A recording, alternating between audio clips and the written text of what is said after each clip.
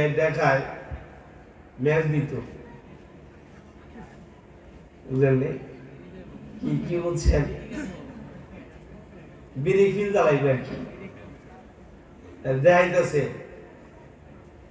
বুঝতে পারে না, মুখ বন্ধ, জবান বন্ধ হয়ে গেছে, ইশারা দেখাইতেছে তারে ম্যাচ দিত আর বিড়ি দিত। তো ম্যাচ দিছে, বিড়ি দিছে, এরপর আবার ঠিক সুন্দর করে ধরাইছে, মাগার কালিমা পড়ে না। হাসির কথা না এটা, একটা ইমানদার চলে যাইতেছে কিন্তু সেই কালিমার প্রতি না, সেই সিগারেটের প্রতি ঝুঁকে গেছে। আল্লাহর বান্দা সিগারেটটার মধ্যে আগুন লাগায় দুইটা টান দিছে আর কিছুক্ষণ পরে মারা গেছে। মজাটা পাইছে হলো সিগারেট, আর আল্লাহর বান্দারা মজা পাইছে কোরআন তেলাওয়াতে। সুবহানাল্লাহ, জোরে বল। ফি যালিকা রাহমাহ। এই মিয়া, তুমি কোরআন পড়ো না, তুমি কোরআন শুনো না, কিন্তু একটা মাসুম বাচ্চা ঘুমায় থাকতে পারে না। কোরআন তেলাওয়াতের সময় হয়ে গেলে খেলা বন্ধ হয়ে যায়, খাবার বন্ধ হয়ে যায়, ঘুম বন্ধ হয়ে যায়, কোরআনের তেলাওয়াত শুরু হয়ে যায়। আল্লাহু আকবার, কোরআন বলেন আল্লাহু আকবার। দুই একজন হাফেজ বানায় দেখেন, কোরআনের বেলায় এমনই পাগল হয় যে ঘুমাইতেছে সময় তারপরে তেলাওয়াত করে, ঘুমায় তেলাওয়াত করে, ঘুমের ঘরেও আল্লাহর কোরআনের তেলাওয়াতে আছে। আর আমরা ঘুমায়া দুনিয়া দেখি, ঘুমায়া গান গাইতেছি। আর আল্লাহর পেয়ারা যারা, তারা ঘুমায়া কোরআন পড়ে। কেউ ঘুমানোর শুরুতেও কোরআন পড়ে, ঘুমাইতেও কোরআন পড়ে। আলহামদুলিল্লাহ, আমার মা আছে, এখন বাবা নাই। আমার মা প্রায় সময় বলতো, কিরে তুই রাত্রে এমন করস কে? তাই বললাম, কি করছি? এই যে তুই বসে একা কোরআন পড়তেছস, তা আমরা পাশে বইসা তোরে ধরে রাখছি, কারণ পড়ে গেলেই তো মাথা ফেটে যাবো, ধরে রাখছি।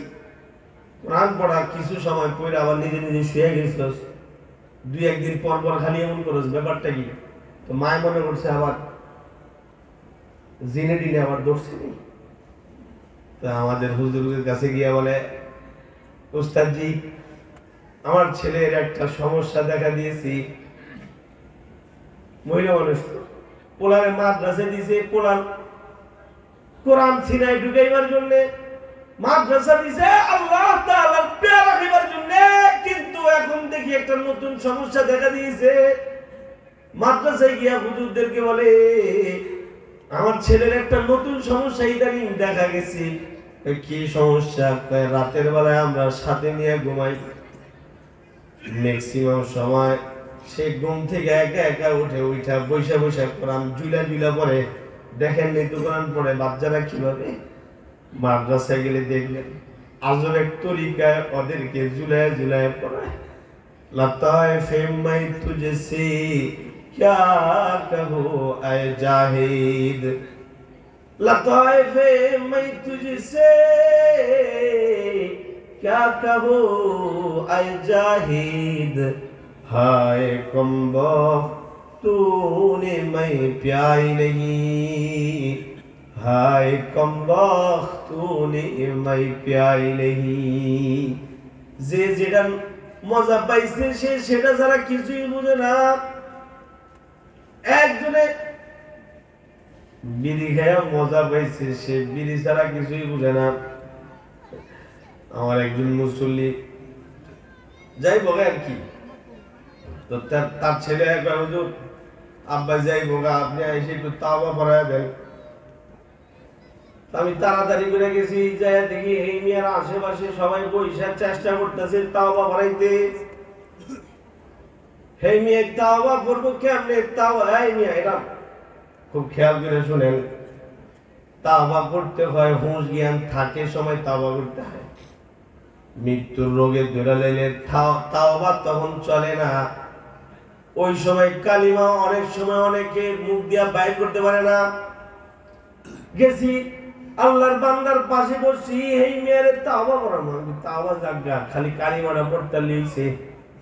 আমি তারে বললেন না, পাশে আপনারা যারা আছেন সবাই কালিমায়ে শাহাদাত খালি পড়তে থাকেন, আপনাদের এই পড়াটা তার কানে বাড়ি খাইলে হয়তো ওর সাথে মিলে সেও একবার পড়ে নিবে। বেশ কয়েকজন পড়তেছে, পাশে বসাছি, কিছু সময় গেলে পরে এই মেয়ে দেখায় ম্যাচ দিত, বুঝলেন কি কি বলছেন, বিড়ি ফিল জ্বালাইবে আর কি, দেখাইতেছে, বুঝতে পারে না, মুখ বন্ধ, জবান বন্ধ হয়ে গেছে, ইশারা দেখাইতেছে তার ম্যাচ দিত আর বিড়ি দিত। ম্যাচ দিছে, বিড়ি দিছে, এরপর আবার ঠিক সুন্দর করে ধরাইছে, আমার কালিমা পড়ে না।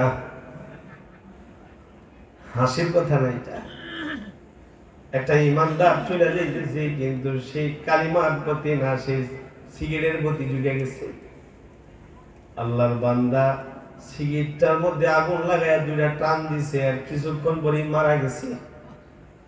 মজাটা পাইছে হলো সিগারেট, আর আল্লাহর বান্দারা মজা পাইছে কোরআন তেলাওয়াতে। সুবহানাল্লাহ, জোরে বল।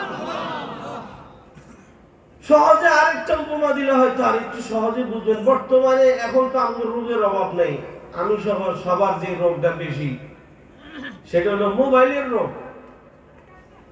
এই রোগে এখন সবাই কম বেশি আক্রান্ত হয়ে গেছে, নারী পুরুষ সবাই এই রোগে আক্রান্ত। ঘুমাইলেও মোবাইল দেখে, খাইতেও মোবাইল দেখে, অফিস করার সময় মোবাইলের দিকে তাকায় থাকে, খালি মোবাইল আর মোবাইল। মানে এটা কলিজাটা আর কি, কি কথা কন নাকি, জোরে কন নাকি মিয়া, কলিজা মানে মোবাইলটা হলো কলিজা। মোবাইলের দিকে আমাদের দিল মাইল হয়ে গেছি। আর কিছু মানুষ আছে, কিছু বাচ্চা আছে, কিছু আল্লাহ বান্দা বান্দি আছে, আপনাদের মতো বুজুর্গ আছে যাদের দিল কোরআনের সাথে মাইল হয়ে গেছে। মায় যখন বললো কি ব্যাপার এমন করে কে, আমার একজন মামা আছে যিনি সারা বাংলাদেশের পরিচিত একটা মুখ, যাকে সবাই চেনে, নাম বললে আপনারা চেনেন, নাম বলতাম না। মামার পরিচয় চলতে চাই না, কারো পরিচয় চলতে চাই না, আল্লাহর দয়ায় চলতে চাই।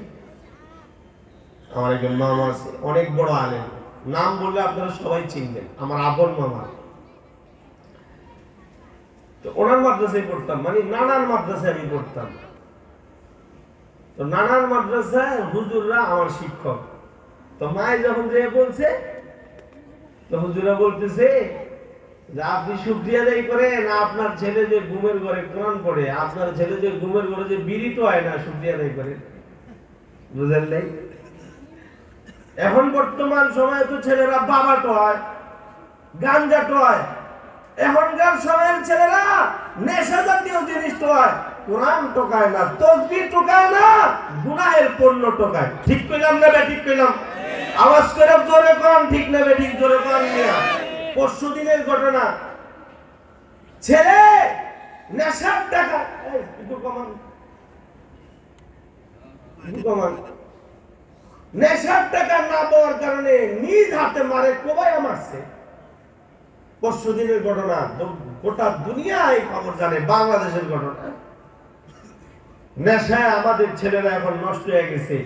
এই নেশাটাই যদি নামাজের নেশা হইতো, এই নেশাটাই যদি কোরআনের নেশা হইতো, এই নেশাটাই যদি জিকিরের নেশা হইতো, তাহলে আল্লাহ তাআলা আপন দয়ায় তার সব কিছুর ব্যবস্থা করত।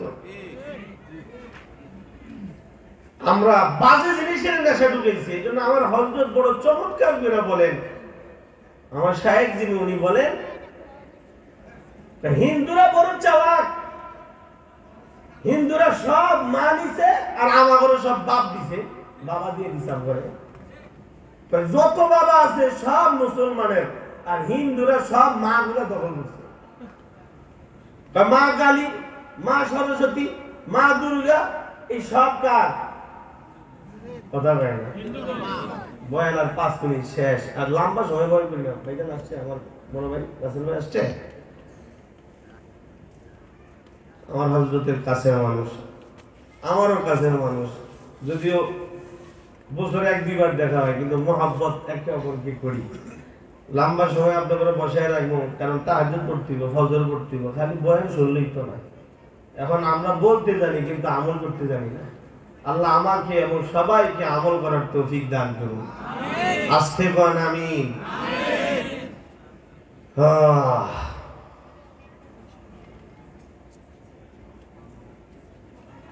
হিন্দুরা সব মানিয়ে নিছে আর মুসলমান করে সব 2 নাম্বারটা দিছে। কি মানে কষ্ট দিতেছে, খারাপ লাগতেছে? কেল্লা বাবা, শাহ আলী বাবা, তালা বাবা, শিকল বাবা, এরকম যত বাবা আছে, জটলা বাবা, সর্বশেষ সব বাবা তো দিছে, পরে একটা খাওয়ানো এনে দিছে, ইয়া বাবা এরকম খাগা। আমরা মুসলমান, আমাদের করার কি আর আমরা করি কি?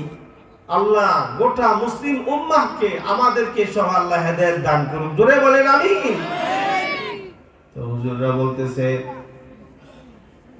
আপনি খুশি সংবাদ আমাদেরকে শুনাইলেন যে শেখ গুমের ঘরে আল্লাহর কোরআন পড়ি। এটা যে আলহামদুলিল্লাহ হেফজখানার জমানায় যে ছিল তা নয়, এটা আমার কিতাবখানার জমানায় ছিল। সরে ঢাকা পড়ি সময়, কাফিয়া পড়ি সময় পোলার পান্ডা খালি বলতো, কি তুই এমন করস কে? আমরা তো ছাত্র একসাথে ঘুমাই, ফ্লোরে ঘুমাই, তুই এমন করস কে? রাতের বেলা এমন করস কে? তুই নিজে নিজে বসে বসে কোরআন পড়স, আবার তুই শুনে যাস গা। এই যে কিছু হচ্ছে এটা আমি জানি না। আল্লাহর কোরআন যদি কেউ আকর্ষণ নিয়ে ধরে, তো আল্লাহর কোরআনও তার আকর্ষণ নিয়ে ধরে। এটাই আল্লাহ বলে, ইন্না ফি যালিকা লারাহমাহ। আল্লাহর কোরআন আল্লাহর পক্ষ থেকে আমাদের জন্য রহমত স্বরূপ পাঠাইছে।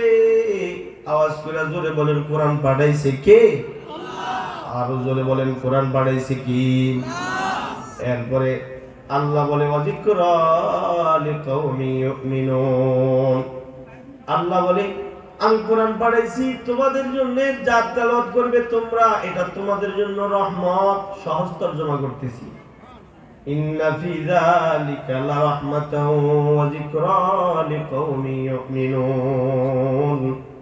এই কোরআন তোমাদেরকে উপদেশ দিবে, তোমরা মন্দ কিছু করো না।